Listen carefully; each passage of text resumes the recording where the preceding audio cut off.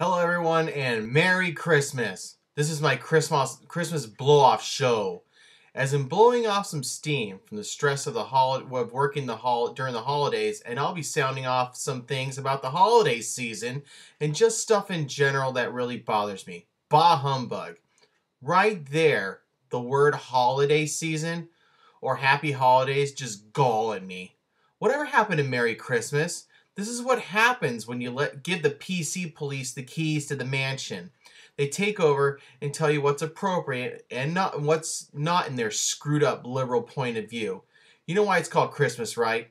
The word Christ is in the word, acknowledging the birth of Jesus Christ, hence the name Christmas. With the exception of Hanukkah, which one of its nights will land on the 25th once in a while, every other holiday of every other religion I don't care about doesn't land on the 25th, with the exception of the pagans. I will say it always and forever, Merry Christmas. And if you PC liberals don't like it, sue me. That's what you people do best. If you work in retail, you know what I'm talking about. Ever get sick of hearing the same outdated Christmas music over and over and over and over and over and you get it. Just this whole season, I've heard many of the same Christmas songs over and over and over and over and over and over and there I go again. Frosty the Snowman. Dump a can of Morton's on him. Let it snow. Where? Not here. Winter Wonderland, Sleigh Ride, Jingle Bells have little to do with Christmas, just more of songs about it snowing. These songs have been burned in my brain for the last 6 years. I like to hear the music of the season, but I'm more into the Trans-Siberian Orchestra and Enya. I grew fond of Welcome Christmas from the Grinch. But the rest of these songs, please somebody kill me. Especially if it's Britney Spears' song about her asking Santa for a boyfriend. Or that song, Baby It's Cold Outside. Both of you, I get it. She needs to get home. He doesn't want her to go home. When I hear the lyrics say, "What's in this drink?" then I wonder how creepy it sounds. The funny thing is that it has little or nothing to do with Christmas and was from an old movie back in the 1940s. So add this to the rest of the songs that you hear ad nauseum in December that had nothing to do with the holiday. I want to give a shout out to my distant nephew living in Texas. He joins the line of people on my dad's side of the family to graduate from college. Drew graduated from North Texas University last week. Way to go. Way to go. Go Mean Green. Can somebody tell me why people continue to sag their pants like a bunch of morons? Truthfully, that's just not cool anymore. The other day I was helping a guy who was wearing his pants so low I could see his boxers. It's funny, these people who have money to spend on the roast for me to slice it thin for them, but can't get a belt to keep their pants up. Hey, you're not in jail. Pull your pants up and invest in a freaking belt. Punters and kickers on an NFL team shouldn't be having opinions on anything, or at least keep them to themselves. Here's the life of a punter. Wait for fourth down, catch the ball, boot it in the air, and commit the occasional tackle when the rest of his team are too slow to catch the guy returning the punt. Kickers do two things. Kick the ball from a tee as far as they can and occasionally tackle the guy returning it when the rest of his team can't catch him. The second, score a point after touchdown or 3 points from random distances. That's what these special teamsters should do instead of whining on how bad the field your temporary home is or bashing a future Hall of Fame quarterback. Shut up and kick the ball, weakling. Here's another reason why FIFA is screwed up.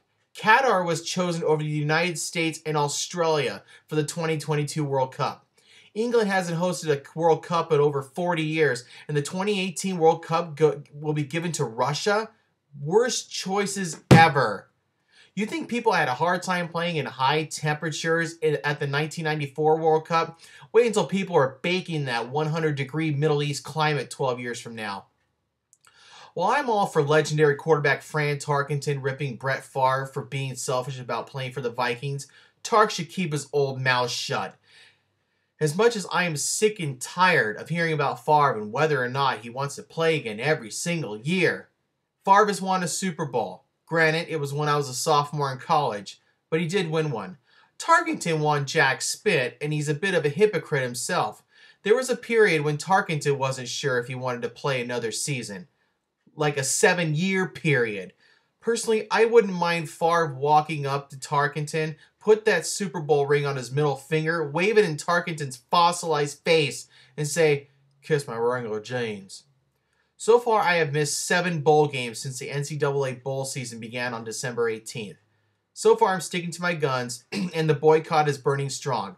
Get rid of these meaningless bowl games, get a playoff, and I'll care again. Somebody explained to me how some guy who was drunk gets behind the wheel of a car, causes an accident that kills a young Major League pitcher and 2 others, gets 51 years to life, while NFL playing ass clown like Dante Stallworth gets drunk, runs over and kills a pedestrian, and got only 30 days in jail. 30 days compared to 51 years, and misses out on the 2009 season.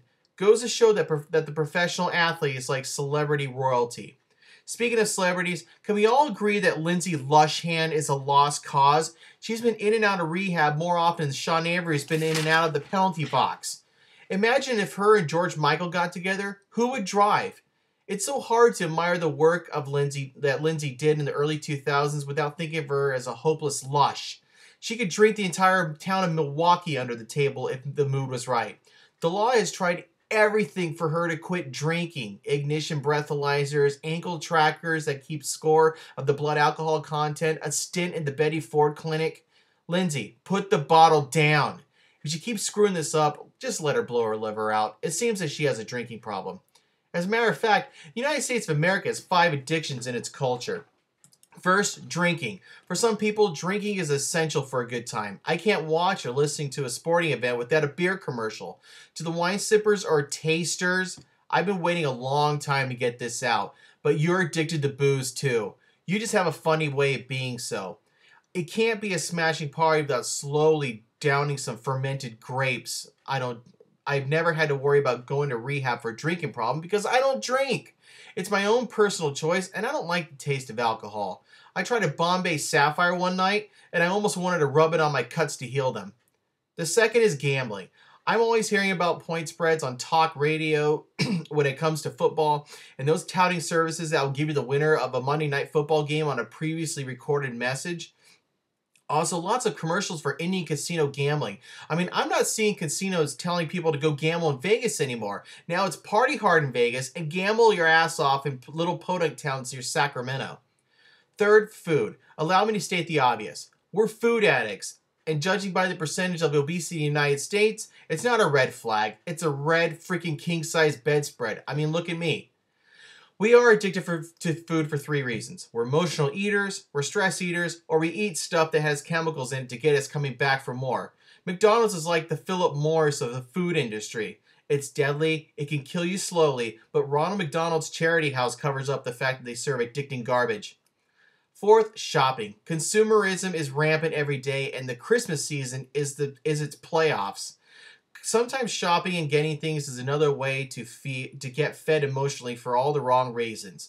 We either shop because there's a void that will never be filled, or we are just bored out of our skulls. 5, sex. But it's great, fun, and a badass adrenaline rush. But just look around you. People are going to rehabilitation because they're addicted to sex. Addicted to sex is code for many things. You're a marital infidel, pedophile, child molester, degenerate, chronic masturbator, or in the porn industry. People don't need to get rehab for this behavior. They just need to stop doing it. We are all addicted to sex. It's not a bad thing, but when the addiction gets out of control and becomes damaging or criminal behavior, then it is. That's all I have, gang. And as Santa Clauses in Australia would all say, ha ha ha! Merry Christmas, mate! Good night.